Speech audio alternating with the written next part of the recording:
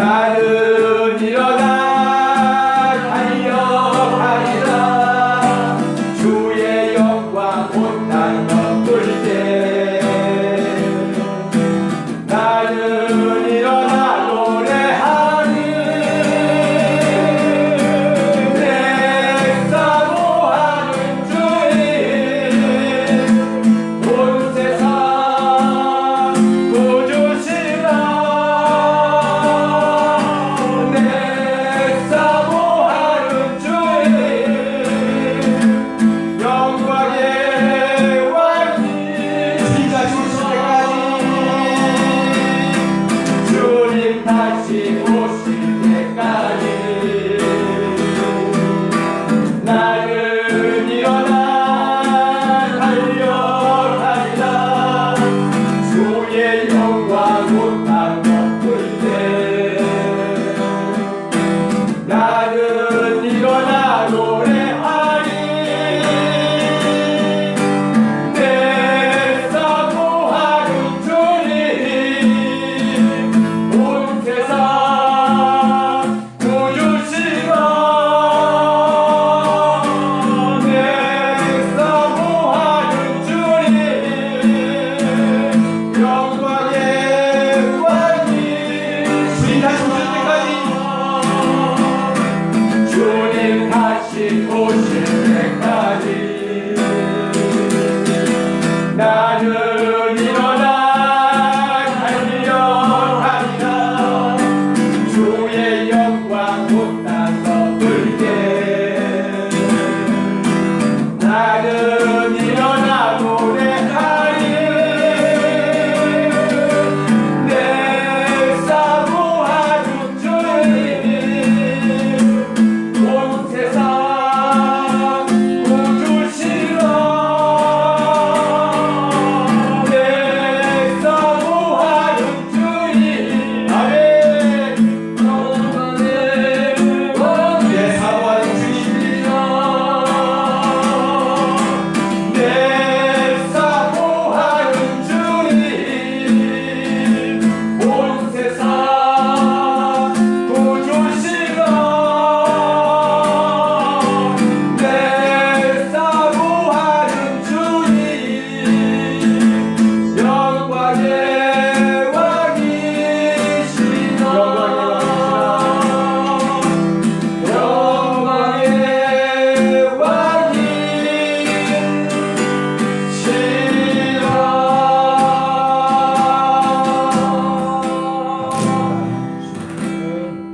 기도하는 것과 그리고 선행하는 것, 이 두 가지가 분명히 있어야 된다라고 하는 거죠. 기도라고 하는 것은 어떻게 보면 내 내면을 들여다보는 거죠.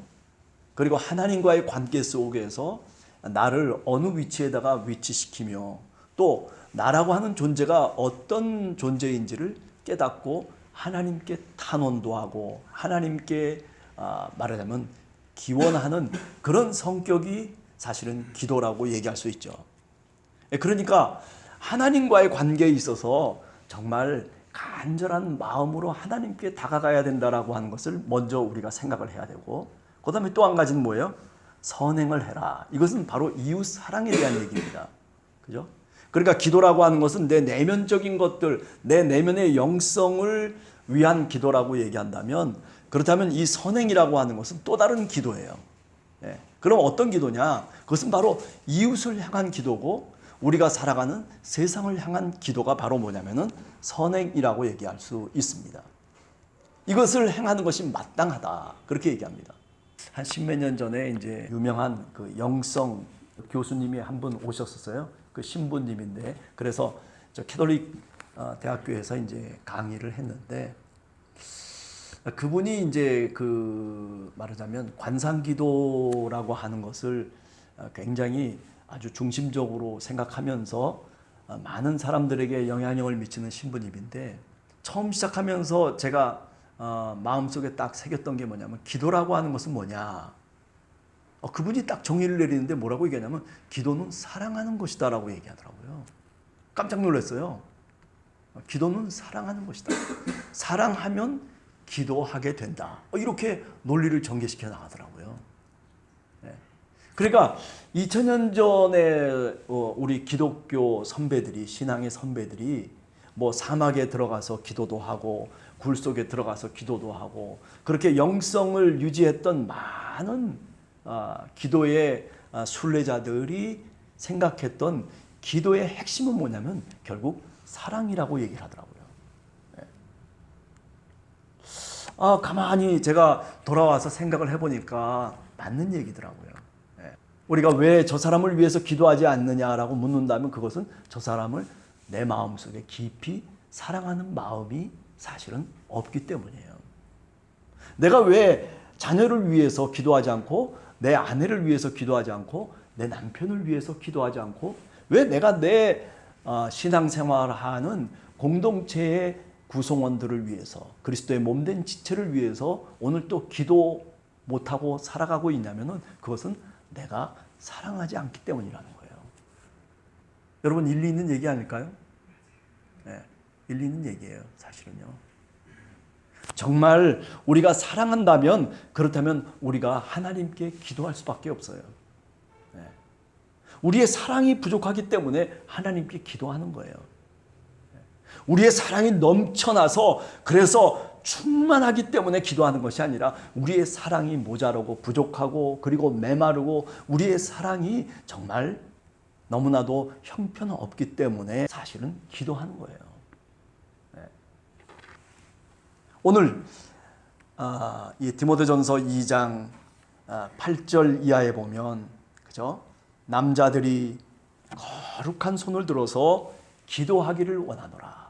이거는 남자들만의 얘기가 아니라 남녀 구분할 것 없이 예수 그리스도를 믿는 신앙인이라면 이렇게 기도해야 된다라고 하는 것, 이것이 당연하다라고 얘기하고 마땅한 것이라고 그렇게 10절 하반절에 말하고 있습니다. 남에게 선을 베푸는 것, 조금 아까 제가 말씀드린 것처럼 이것은 또 다른 기도의 형태예요. 사랑의 형태예요.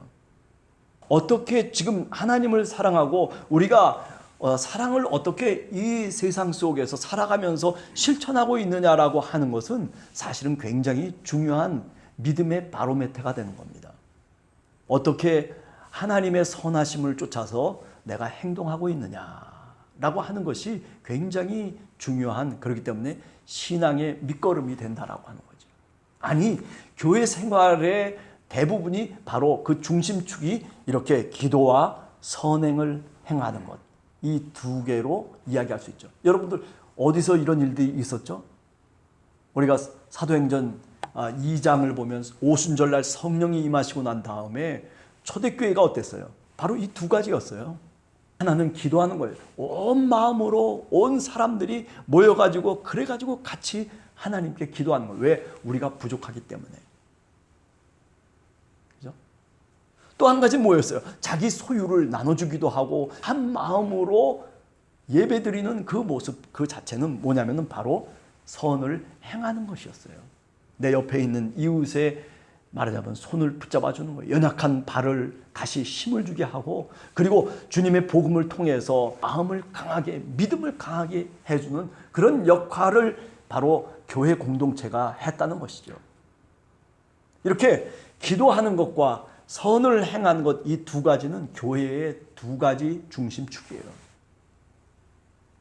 자, 그렇다면 오늘 우리 한국교회가 어떤 모습을 띠고 있느냐라고 하는 것을 한번 생각해 보세요. 그래요. 한 10년 전만 하더라도, 아니 20년 전만 하더라도 열심히 기도했습니다. 물론 오늘도 기도하는 많은 사람들이 분명히 있는 것 틀림없지만은, 그러나 그 기도의 성격과 기도의 모습들이 달라졌다는 거죠. 물론 세월이 흘러가고 시대가 변했기 때문에 또 기도의 모습도 변할 수 있다는 건 인정할 수 있지만은, 그러나 정말 그 옛날 간절했던 하나님을 향해서 간절하게 자기의 부족을 느끼며 바라며 기도했던 그 믿음의 선배들의 모습을 오늘 우리가 과연 따라가고 있느냐라고 하는 거죠. 만약에 따라가지 못하고 있다면 우리가 뭔가 지금 신앙생활을 잘못하고 있는 것입니다. 아니 선행의 문제도 그렇습니다. 마땅히 해야 될 것을 우리가 이웃을 사랑해야 됨에도 불구하고 그런데 우리는 이웃을 향해서 손을 벌리질 못해요. 내 거 움켜쥐기도 바빠요. 이것도 내가 부족하다고 늘 느끼면서 살아가거든요. 그렇기 때문에 저 이웃에게 손을 펼칠 수가 없는 거예요. 손을 펼치면 내가 손해보는 것 같고 손을 펼치면 내가 내 것을 빼앗기는 것 같은 그런 기분을 느끼면서 만약에 우리가 신앙의 삶을 살아간다면 그것은 참으로 잘못된 신앙의 모습이 아닌가라는 생각을 할 수밖에 없는 거죠. 자기의 몸까지도 아낌없이 우리의 죄악을 위해서 대속물로 바쳤던 주님입니다. 지난번에도 말씀드렸지만은 우리 교회가, 우리 한국 교회가 정말 취해야 될 이 시대 속에서의 자세는 바로 뭐냐면 예수 그리스도의 모습 그대로여야 돼요. 교회 속에 수만 명이 모여가지고 예배를 드리면 무슨 소용이 있습니까? 아무 소용도 없어요. 그건 뭐 그렇게 중요한 것도 아니에요. 네. 건물이 크게 져가지고 수만 명이 들어가서 그래가지고 찬양대가 뭐 기가 막히게 한다손 치더라도 그게 무슨 소용이 있는 겁니까? 네. 그렇게 별 소용이 있는 게 아니에요. 지금 중요한 것은 여기 오늘 얘기하는 것처럼 과연 내 손을 펴서 이웃을 사랑할 수 있는 마음이 교회 속에 지금 그리스도의 몸 속에 있느냐라고 하는 거죠. 네. 만약에 그런 모습이라면 지금 손가락질을 당하는 교회는 아닐 거예요. 그죠? 교회를 세습하고 자기 사유화시키고 그리고 뭐 교회라고 하는 것이 그저 부동산만 그냥 늘리고 그래가지고 뭐 이런저런 얘기들 얼마나 많은 그런 소문들이 우리의 귀에 아니 매스미디어를 통해서 얼마나 많은 이야기를 우리가 들으면서 가슴 아파하고 기도합니까? 아니 이거는 우리 자신의 모습이기도 합니다. 우리가 정말 기도하는 사람인가? 우리가 정말 옆에 있는 사람에게 내 손을 펴서 그래서 내가 내 것을 나눠줄 수 있는 사람인가라고 하는 것을 우리가 한 번 더 깊이 생각해야 됩니다. 아유, 내 것도 모자라는데. 그래요. 늘 하는 얘기지만은 없는 것 보면 없는 것밖에 없어요. 그렇지만 있는 것을 보면 조금이라도 있는 것을 보게 되면 그 있는 것이 더 풍성하게 있는 것을 낳게 된다라고 하는 것을 우리는 너무나 우리의 삶을 통해서 아니 신앙의 삶을 통해서 우리는 너무나 잘 알고 있습니다. 자, 그 다음에 오늘 두 번째 보면 여자들은 하고 얘기하고 있어요. 여자들이 과연 교회 내에서 어떤 위치에 있어야 되느냐. 이거는 여자들만의 문제가 아닙니다. 이 당시는 여자의 문제일런지 모르지만은 그러나 오늘 우리가 이 성경을 읽어보면서 우리는 우리 자신의 위치를 정해야 돼요. 네. 지금 이 디모데가 쓰여져 있는 이 당시 에베소 교회의 모습은 어땠었냐면은 뭐 여러 가지 얘기를 지금까지 해왔지만은 그 중에도 특별히 영지주의적 모습을 띈 사람들이 이 교회 속에 지도자로 있었어요. 네. 영지주의 그룹이 있었는데 영지주의적인 성향을 띠고 있는 그 여자 지도자가 말하자면 여러 가지 얘기를 하는 가운데 우리가 디모데전서 4장 3절을 보면 혼인을 금하고 어떤 음식물을 먹지 말라. 뭐 그렇게 얘기를 하는 거예요. 혼인을 금했다는 거예요. 영지주의의 그 단면 중에 하나가 뭐냐면은 그죠? 이 육신이라고 하는 것이 이게 썩어질 것이라는 거죠. 우리가 하나님 앞에 우리의 영혼이 거듭나야 되고 그리고 이 영혼이 이제 하나님 앞에 갈 것이다라고 하는 그런 신앙을 갖고 있는 사람들이 누구냐면 영지주의자들이에요. 이단이죠. 그런데 문제는 뭐냐면 그러다 보니까 어떻게 가르치게 되냐면 혼인도 하지 말아라. 결혼하지 말아라. 이건 고린도 교회에도 있었던 거예요. 그 다음에 더 나가서 지금 이 디모데 전서에서는 뭐라고까지 얘기하냐면 출산도 하지 말라는 거예요. 애도 낳으면 안 된다는 거예요.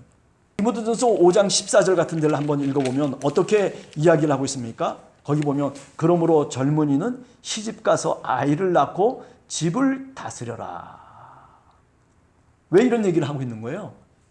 그 반대편에 사도 바울의 가르침을 반대하고 있는 사람들이 뭐라고 얘기하냐면, 야, 시집갈 필요 없어. 아이를 낳을 필요도 없어. 지금 이제 때가 마지막이야. 이제 모든 것이 조금 있으면 끝날 거야. 우리의 영혼이 하나님 앞에 가면 그걸로 모든 게 구원의 완성을 이루는 것이니, 그러니 때가 가까이 왔다고 재촉을 하는 거죠. 오늘날도 이단들이 대체적으로 이런 쪽의 이야기들을 많이 합니다. 많은 사람들이 그 이야기에 따라가게 되는 거죠. 지금 이런 입장에 놓여 있는 게 디모데 전서 교회의 입장이에요. 그래서 왜 여자들을 향해서 여자는 순종해야 되고 그리고 조용히 배우라라고 하는 얘기를 왜 하냐면, 너희에게 무슨 가르치는 권한이 있냐라고 이렇게 강조하고 있는 것은 사실은 그 뒷면에 바로 교회 속에 이런 문제들이 도사리고 있었기 때문에 그렇게 오늘 사도 바울이 더 말하자면 극단적으로 얘기하고 있는 거죠. 오늘날의 우리들의 입장에서 보면 이게 과연 올바른 해석인가라고 하는 것에 대해서 퀘스천 마크를 붙일 수는 있어요. 그러나 적용의 문제에 있어서는 이렇게 사실은 하나님의 말씀을 적용할 때에는 시대마다 시간과 공간에 따라서 이렇게 다르게 적용할 수 있는 거예요. 예를 들어서 지금 이 디모데 전서의 교회가 아니라 저 다른 로마 쪽의 교회가 하게 되면 또 이런 것들이 별로 문제가 안 될 수도 있어요. 그러니까 어떻게 보면 성경 속에 있는 내용들이 절대적인 진리로 이것은 건드릴 수 없는 것이 있는가 하면 얼마든지 건드릴 수 있는 그런 교훈들과 가르침들이 있는 겁니다. 그 시대 속에, 그 문화 속에서 일어나고 있는 이야기들은 얼마든지 가변성이 있는 거예요. 사도 바울 선생이 왜 이렇게까지 극단적으로 얘기하고 있느냐 하면은 사실은 사도 바울이 가르친 대로 살지 아니하고 반대로 이렇게 저렇게 지멋대로 살아가는 사람들이 있었기 때문에 그들을 재촉하고 그들을 경고하고 그들을 다시 하나님의 진리 안에, 구원의 진리 안에 이루도록 하기 위해서 사도 바울이 이렇게 극단적으로, 일종의 수사법이죠. 그죠? 일종의 레토릭이에요, 레토릭. 수사학이에요, 수사학. 그런 식으로 지금 얘기를 하고 있는 거예요. 그래서 여자는 일체 순종함으로 조용히 배우라. 또 이렇게 얘기하니까요. 제 제자 중에 이제 고신 교회에 목사님 사모님이 있었어요. 근데 뭐 저보고서 헌신 예배 때 오라고 그래서 제가 이제 가서 교수 때 이제 헌신 예배를 드리는데 그런데 우리 통합측 교회하고 너무 다른 거예요. 여자들은 단에 올라오지도 못해요. 밑에서 기도를 하는데 밑에서 앉아가지고 마이크 들고 기도를 하더라고요. 제가 깜짝 놀랐어요. 야, 이렇게 똑같은 시대를 살아가고 있는데도 불구하고 이렇게 문화적으로, 종교적으로 이렇게 다르구나. 왜 그러냐? 이런 얘기를 갖고서 절대적으로 생각하는 거예요. 여자는 일체 순종함으로 조용히 배우라. 그럼 여자는 그냥 아무것도 가르치지 말고 배워야만 됩니까?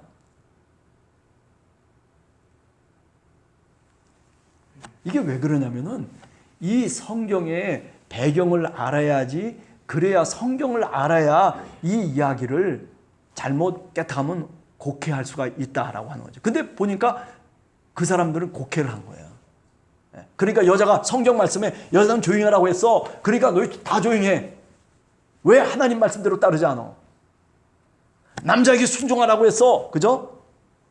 12절에 보면 여자가 가르치는 것과 남자를 주관하는 것을 허락지 아니하노니 오직 조용할지니라.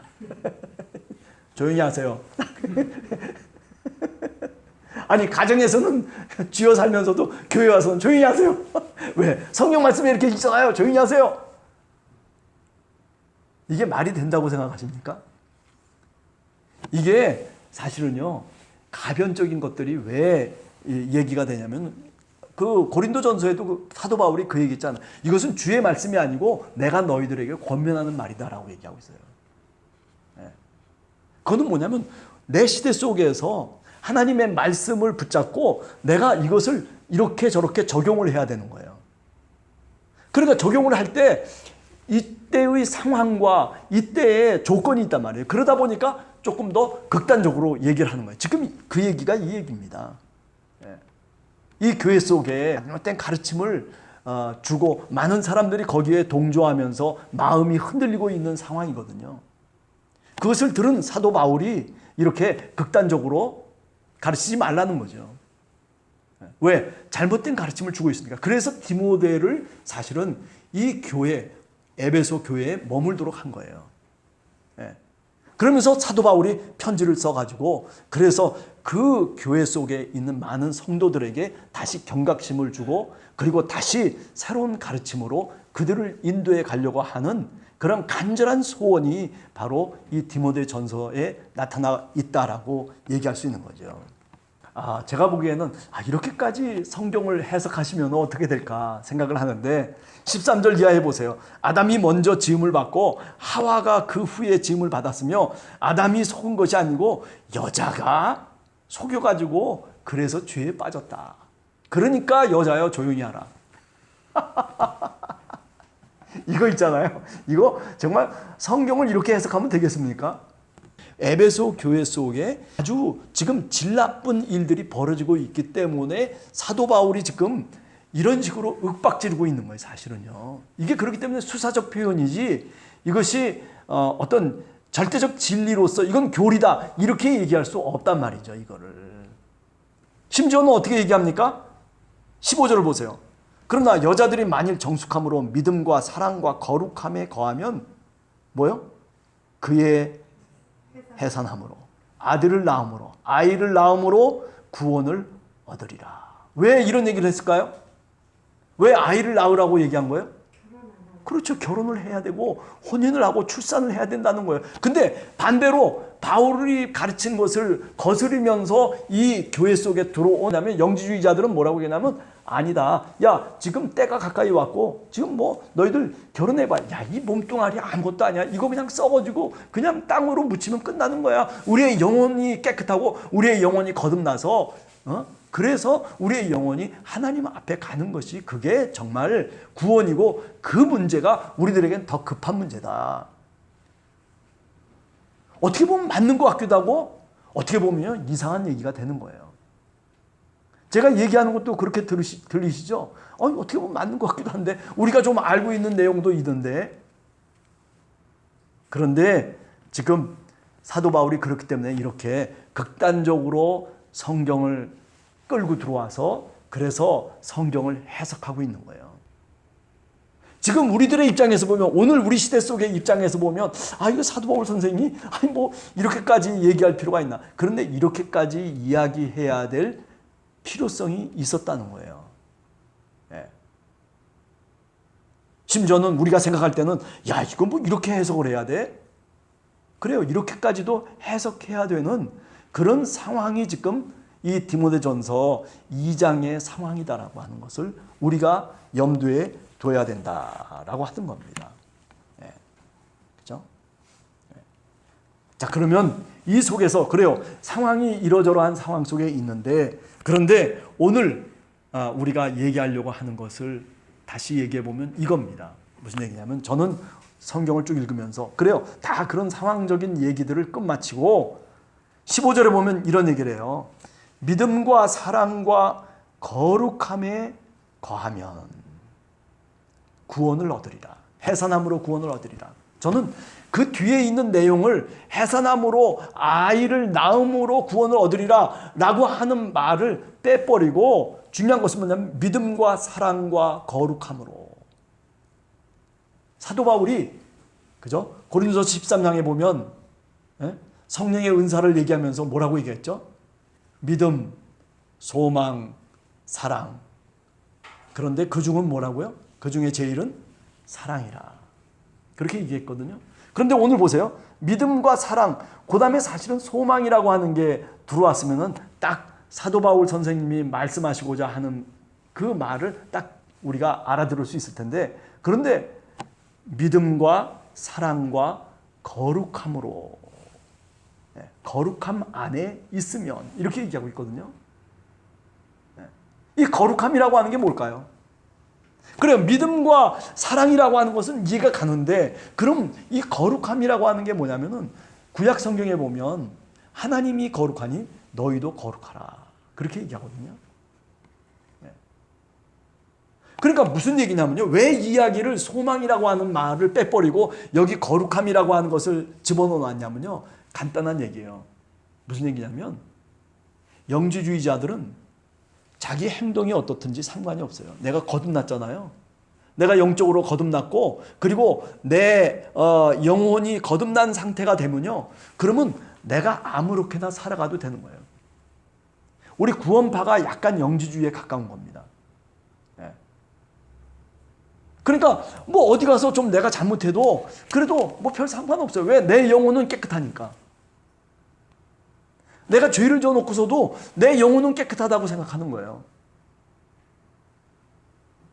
내가 행실이 엉망인데도 불구하고 내가 말도 마음대로 하고 그리고 행동도 마음대로 하는데 그런데 나는 믿음이 있으니까 나는 구원받았으니까 난 괜찮아. 이렇게 얘기하는 것과 똑같은 거예요, 지금. 이게 영지주의적인 요소를 갖고 있는 거예요. 그래서 지금 뭐냐면은 거룩함이라고 하는 것을 왜 집어넣느냐 하면은 바로 이렇게 거룩함을 왜곡시키는 사람들이 지금 바로 누구예요? 바로 이 여자란 말이에요. 내가 믿음만 있으면 구원받고 내가 하나님을 사랑하면 그걸로 내 죄도 용서받고 그래요. 맞아요. 그럴 수 있어요. 그러나 내 죄가 사해지는 겁니까? 아니에요. 예수 그리스도의 피로 말미암아서 주님의 십자가를 통해서 그리스도 앞에 내가 기도하고 내가 참회함을 통해서 사실은 우리의 죄악이 사해지고 그리고 어떻게 됩니까? 우리가 점점 그러면서 우리 자신들이 성화돼 나가는 거죠. 전진해 나가고 발전해 나가는 거예요. 그래서 늘 회개할 수밖에 없는 거예요. 성령의 도움을 우리가 구할 수밖에 없는 거예요. 성령이 오셔야만이 내 힘으로 이 죄악을 이기기가 힘들오니 성령님이시여 나를 도와주시옵소서. 내가 너무나도 지금도 힘들게 지친 몸 그대로 이끌고 살아가고 있습니다. 죄악 가운데. 그러나 성령께서 함께 하시면 내가 주님 뜻대로 살아갈 수 있음을 굳게 믿습니다 하면서 어떻게 기도하고 또 하나님을 붙잡는 거 아니겠어요? 예수 그리스도의 십자가를 붙잡는 거란 말이죠. 이게 거룩함의 여정이에요. 예? 한번 거룩함이 딱 와가지고 그래가지고 난 할렐루야 뭐 내 영혼이 거듭났기 때문에 나는 영지주의자처럼 뭐 상관없어. 왜? 내 육신은 어차피 땅에 묻히고 그저 썩어질 것이기 때문에 내 영혼만 깨끗하면 된다는 거예요. 아니 믿음만 가지면 되고 뭐 이렇게 저렇게 말은 많은데 문제는 뭐냐면 정말 거룩함에 이르는 행동이 없는 거예요. 육신의 행동이 너무나도 중요한 거예요. 사실은요. 내 영혼만 갖고 살아가는 게 아니에요. 내 영혼이라고 하는 그 의미 속에는요. 뭐가 있냐면 내 몸이 그 속에 있는 거예요. 소마라고 하는 몸이라고 하는 게 뭐냐면 인격체를 얘기해요. 우리가 사도신경에 보면 육신의 부활을 얘기하잖아요. 다시 살아난다는 거죠. 육신이 다시 살아난다. 그 육신이 뭐냐면 소마라고 하는 그리스어예요. 소마. 그러니까 우리가 알아야 될 것은 뭐냐면은 내 영혼이 내 육신과 분리되는 게 아니에요. 예? 내 영혼이 육신과 연결되어 있는 거예요. 그래서 내 육신이 제대로 죄악 가운데 빠져서 살아가게 되면 내 영혼도 거기에 갈고리처럼 얽혀져 있는 거예요. 난 육신은 육신대로 내 영혼은 영혼대로 그렇게 얘기하는 게 뭐냐면 영지주의예요. 그게 아니라 이렇게 딱 갈고리처럼 얽혀져 있는 거예요. 내가 죄를 지면 내 영혼도 그런 거예요. 내 영혼이 더욱더 거룩해지면 어떻게 돼요? 내 육신도 따라가는 거예요. 이렇게 같이 얽혀져 있는 이 구조가 우리 영혼의 구조란 말이죠. 그러니까 육신이라고 하는 것, 예수 그리스도가 이 땅에 오실 때에도 어땠습니까? 신성과 인성이 같이 있는 거예요. undivided. 교리적으로 얘기하면 분리될 수가 없다. unseparated. 또 그리고 구별될 수 있는 것도 아니다. unconfused. 혼합되어 있는 것도 아니다. 인성과 신성이 얽혀져 있음에도 불구하고 그런데도 얼마든지 구분이 되고 얼마든지 분별이 되어질 수 있고 얼마든지 이렇게 혼합되어 있는 것이 결코 아니다라는 거죠. 그러니까 영혼과 육체도 마찬가지예요. 그런데 오늘 이 디모데 전서에서는 어떻게 얘기하고 있는 거냐면 여자를 통해서 전파되고 있는 그 거짓 교훈들은 대체적으로 보면 영지주의가 얘기하고 있는 것처럼 그렇게 전하고 있다는 거죠. 그러니까 사도 바울의 입장에서는 큰일 난 거예요. 그래서 믿음, 소망, 사랑을 딱 집어넣어야 되는데 믿음, 소망, 사랑을 집어넣는 게 아니라 믿음하고 사랑하고 그리고 거룩함이라고 하는 것을 여기다가 집어넣은 거예요. 네. 성경은 문자대로만 읽어야 될 것도 아니고 그렇다고 또 성경을 그저 자기 마음대로 해석해서도 안 되는 거죠. 그래서 어느 정도의 카테고리를 정해서 그래서 우리가 하나님의 성령이 인도하시고 성경이 이야기하는 범주 내에서 우리가 하나님의 말씀을 해석하고 그리고 그것을 우리의 것으로 습득할 줄 알아야 된단 말이죠. 오늘 같은 내용들은 우리가 굉장히 대하기 힘든 내용들입니다. 그죠? 오늘 우리 시대 속에서는 사실 마땅한 성경 구절도 아니라고 볼 수 있죠. 그런데 어느 교회는 뭐 온누리교회 같은 데는 뭐 아버지 학교 해가지고 이 구절을 갖고서 그러니까 아버지가 이렇게 쓰면은 그건 맞는 얘기예요. 틀린 얘기가 아니라 그런데 자꾸 이 성경 구절을 갖고 얘기하게 되면 골치 아파지는 겁니다. 사실은. 다른 구절을 갖고서 와야죠.